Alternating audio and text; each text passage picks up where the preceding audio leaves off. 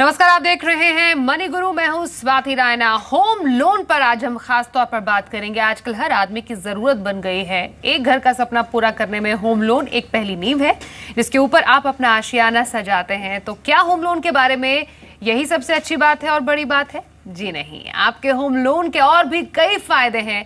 आप home loan के जरिए अच्छा खासा टैक्स भी बचा सकते हैं और भी कई फायदे हैं होम लोन के, जिस पर हम चर्चा करेंगे आज मनी गुरु में। और इस वक्त हमारे साथ इस पर और चर्चा करने के लिए, बातचीत करने के लिए हैं बजाज कैपिटल के सुशील जैन। सुशील, बहुत स्वागत है आपका मनी गुरु में।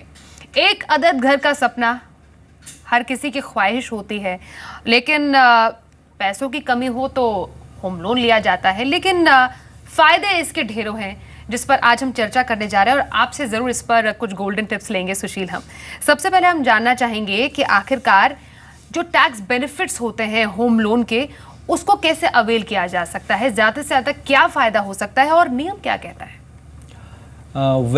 होम लोन के लिए अक्सर देखा गया कि जॉब लगते ही आजकल घर के लिए सोचते हैं और अच्छी पैकेजेस भी होते हैं। तो होम लोन आप लेते हैं तो उसमें आपको एक EMI पे करना होता है।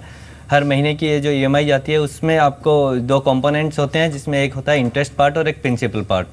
तो इन दोनों का ही आपको टैक्स में डिडक्शन मिलता है। अगर मैं आपको सेक्शन की बात कहूँ तो आपको अगर प्रिंसिपल पार्ट है वो आपको सेक्शन 80C में आप उसमें डिडक्शन क्लेम कर सकते हैं 1.5 लाख रुपये तक की। और आपका इंटरेस्ट पार्ट जो है वो आप 2 लाख रुपये तक आप क्लेम कर सकते हैं इसमें सेक्शन 24B में।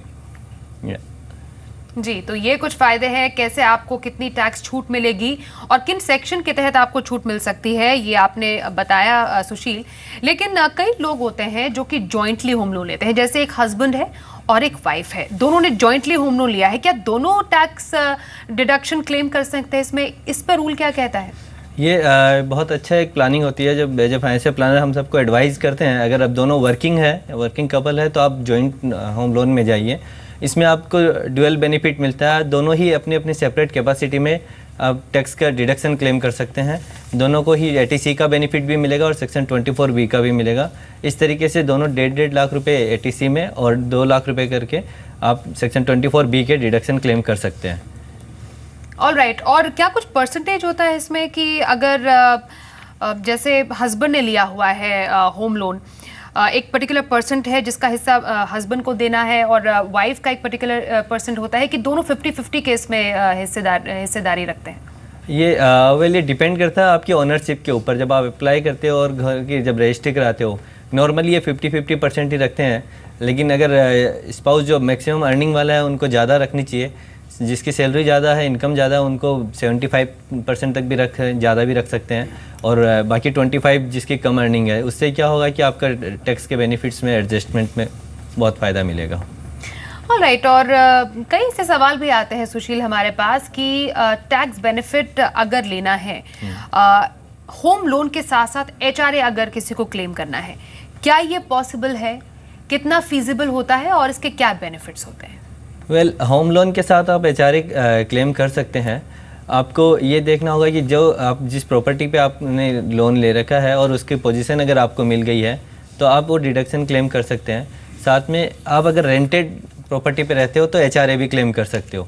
तो आपको ये दोनों चीज़ों का ध्यान रखना है कि आपको रेंटेड प्रॉपर्टी में रहना चाहिए और दूसरा आपकी जो लोन्स का EMI जा रही हैं उस हाउस का आपको पोजीशन मिल गया हो, तब आप दोनों चीज़ क्लेम कर सकते हो।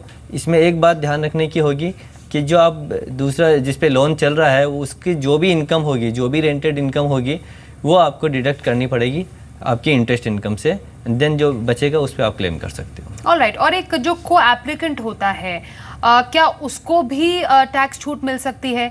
और इनफैक्ट हम एक क्लैरिफिकेशन आपसे जानना चाहेंगे, एक बात पर क्लैरिटी। एक को एप्लीकेंट और एक को बोरोवर के लिए क्या रूल्स होते हैं होम लोन पर टैक्स छूट के लिए? क्या दोनों के लिए सेम रूल्स हैं या ये अलग है? इट्स एप्लीकेंट, आप लोन के लिए 2 लोग एप्लीकेंट हो सकते हैं और आपके हो सकते प्रॉपर्टी की जो ओनरशिप है वो आपके एक के नाम पे हो।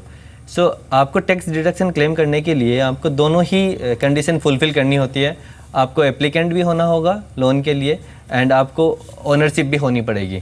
तो दोनों में से अगर एक भी कंडीशन फुलफिल नहीं होती तो आप उसके टैक्स के डिडक्शंस क्लेम नहीं कर सकते। और ये किस मोमेंट पे या किस स्टेज पे बताना होता है? क्या इसके लिए कोई डॉक्यूमेंट्स भरना पड़ता है? जब आप लोन के लिए अप्लाई करते हो तो आपको दोनों को ही अपने डॉक्यूमेंट्स प्रोवाइड करने होते हैं। इंस्टीट्यूशन से जहाँ से आप लोन ले रहे हो, और वहाँ से आपका लोन सेंक्शन होता है। एंड द रजिस्ट्री के टाइम पे जो प्रॉपर्टी आप ले रहे हो उस रजिस्ट्री में भी आपको दोनों को ही अप्लाई करना होता है, अपने इनकम प्रूफ वगैरह दे के आपको परचेज़ करना होता है वहाँ पे। सो आप दोनों चीज़ों को सिमल्टेनियसली ही करना होता है। लेकिन अगर आपने नहीं किया है तो आप जैसे आपने एप्लीकेशन लोन के लिए दोनों जॉइंट में दे दी, लेकिन रजिस्ट्री एक के नाम पे की, और ये आप चेंज भी करा सकते हो इन फ्यूचर। जब आपकी पोजीशन मिलती हो तो आप जॉइंट नाम पे करा सकते हो, क्योंकि आप एप्लीकेंट हो तो बैंकर्स को प्रॉब्लम नहीं होगी आपको उसमें को ओनरशिप में दिखाने में। So you can change later on also, आप बाद में भी चेंज कर सकते हैं। ऑलराइट, कई लोग ऐसे हैं सुशील जिनकी एक से ज़्यादा प्रॉपर्टी है। अब जैसे 2 प्रॉपर्टीज़ हैं, एक में वो खुद रह रहे हैं, दूसरे उन्होंने रेंट पर चला ली है, उसमें क्या प्रावधान होते हैं? क्या दोनों प्रॉपर्टीज़ के लोन पर टैक्स छूट अवेल की जा सकती है? बिल्कुल वो कर सकते हैं दोनों प्रॉपर्टी के ऊपर। अपने सेल्फ ऑक्यूपाइड पे तो उनको मिलता है, अब उसकी लिमिट होती है, बट रेंटेड प्रॉपर्टीज़ के ऊपर जो लोन 24 सेक्शन 24 का 2 लाख की जो निर्धारित अमाउंट है वो एप्लीकेबल नहीं होती। उसमें आपको जितना भी टैक्स इंटरेस्ट पेमेंट होता है वो इंटायर सारा अमाउंट आप क्लेम कर सकते हो। सो आप दोनों ही प्रॉपर्टी का क्लेम कर सकते हो डिडक्शन। और कुछ अगर एडिशनल बेनिफिट्स की बात की जाए, हमने एटीसी की बात की, सेक्शन 24 के तहत कैसे बेनिफिट्स क्लेम किए जा सकते हैं। सेक्शन 80EE के बारे में आप बताइए, उसके तहत कैसे बेनिफिट्स क्लेम किए जा सकते हैं होम लोन में? वेल उसके लिए आपको ये कुछ कंडीशंस है वो फुलफ़िल करनी होती है। आपकी प्रॉपर्टी की वैल्यू 50 लाख से ऊपर की नहीं हो, आपका जो लोन अमाउंट है वो 35 लाख के ज़्यादा नहीं हो, और आपके पास ये फर्स्ट प्रॉपर्टी होनी चाहिए, इसके पहले आपके पास कोई प्रॉपर्टी नहीं हो, तो ही आप इस चीज़ का क्लेम कर सकते हो। इसमें आपको 50,000 रुपये तक की एडिशनल आपको छूट मिलती है इंटरेस्ट इनकम पे, इंटरेस्ट पेमेंट पे। राइट, ऐसा भी क्या प्रोविजन है कोई, सुशील आपसे जानना चाहेंगे, जैसे होम लोन लिया है लेकिन 5 साल से पहले जो प्रॉपर्टी खरीदी थी उसे बेच दिया है, उस केस में जो टैक्स का प्रावधान होता है वो किस तरीके से काम करता है? वेल देखिए, जैसे हम लोग पोजीशन मिलने के बाद क्लेम करते हैं डिडक्शन का, उस प्रॉपर्टी पे अगर आप 5 साल से पहले उसको सेल आउट कर देते हैं, सो जितनी भी डिडक्शन आपने लास्ट 2-3 ईयर्स में की है वो सारी डिडक्शन आपकी इनकम में ऐड हो जाती है, और आपका जो भी टैक्स स्लैब होता है उस टैक्स स्लैब के अकॉर्डिंग आपको उसके टैक्स लायबिलिटी बनती है, और वो टैक्स स्लैब उस टाइम पे जब आप सेल करते हो उस ईयर के हिसाब से आपको इनकम टैक्स पेमेंट करनी होती है उसके लिए। राइट, और ये तो हमने बात की कि होम लोन जो लिया गया है, जो ऑलरेडी बने बनाए घर हैं या फ्लैट्स खरीदे हैं उस पर होम लोन लिया है। कुछ अंडर कंस्ट्रक्शन प्रॉपर्टीज़ के लिए भी लोन लिया जाता है। क्या अंडर कंस्ट्रक्शन प्रॉपर्टी पर होम लोन बेनिफिट्स लिए जा सकते हैं, और उसमें क्या प्रोविजंस होते हैं? हाँ, ज़्यादातर लोग अंडर कंस्ट्रक्शन पे ही लेते हैं आजकल, और अंडर कंस्ट्रक्शन में ये है कि आपको उसी टाइम पे आपको टैक्स की छूट नहीं मिलती है। इसमें रूल्स ये बोलते हैं कि आपको एटलीस्ट पोजीशन होनी चाहिए घर की, तभी आप डिडक्शंस क्लेम कर सकते हैं। सो जितना भी आपने पेमेंट किया है वो सारा इंटरेस्ट इनकम आप क्लब करके 5 इक्वल इंस्टॉलमेंट में आप क्लेम कर सकते हो नेक्स्ट 5 ईयर में। और ये एक और कंडीशन इसमें ये है कि अगर आपने वो पोजीशन पहले ये 3 साल की थी, अब 5 साल के अंदर आपको पोजीशन लेनी होती है जब से आपकी EMI शुरू हुई है, और 5 साल के बाद जितना आपके टोटल इंटरेस्ट इनकम है वो आप डिवाइडेड बाई 5 करके एवरी ईयर आप क्लेम कर सकते हो। मैक्सिमम लिमिट आपकी 2 लाख ही होगी क्लेम की। Alright, thank you so much Sushil Jain हमारे साथ मनी गुरु के आज के इस एपिसोड में जुड़ने के लिए, और होम लोन पर टैक्स बेनिफिट आप कैसे ले सकते हैं उसके फायदे और काफ़ी ज़रूरी बातें बताने के लिए। तो मनी गुरु के आज के इस एपिसोड में बस इतना।